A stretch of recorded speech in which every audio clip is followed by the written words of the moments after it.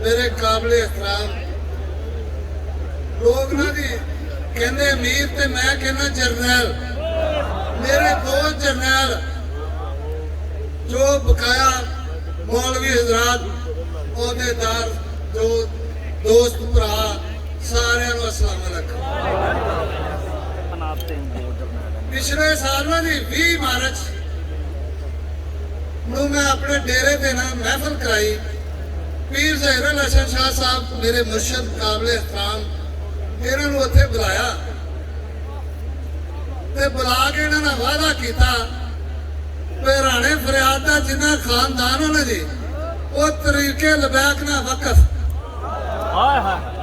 उस तो पहला पीर साहब नजरबंद सी जेल च ते मैं भी बदकिस्मती नाल काफी मुसीबतां दे जेल च सी। उत्थे साडी मुलाकात हुई पीर साहब नाल। उदों पीर साहब जिहड़े कारवां रसूल जमात नाल सीगे। उत्थे मैं कहा बाबा सरकार साडे वास्ते कोई दुआ खैर करो जे अल्लाह पाक सानू बाहर लै आया। उदों इन्हां दी जमात दा 750 बंदा सी ते मैं कहा तरला शरला मार के 750 मैं भी नाल मिला दांगा। अल्लाह पाक ने मुसीबतों तो नवाजिया इन्हां बुजुर्गों दी दुआवां नाल ते तरीके लबैक पाकिस्तान दे नाल अटैच हाँ। ये नहीं कि मैं कला अटैच हाँ, मेरा सारा खानदान वकफ MPA वाहद एक मैं कैंडिडेट है कि हल्का अबाई मेरा ये हल्का PP 142। ये काफी लोग दोस्त भरा मैनू अच्छी तरह जानते हैं। बड़िया वड्डिया मुसीबतों तो अल्लाह पाक ने नवाजिया ते सारियां चदरावां जड़ियां उन्हां नाल भी वरत के देखिया।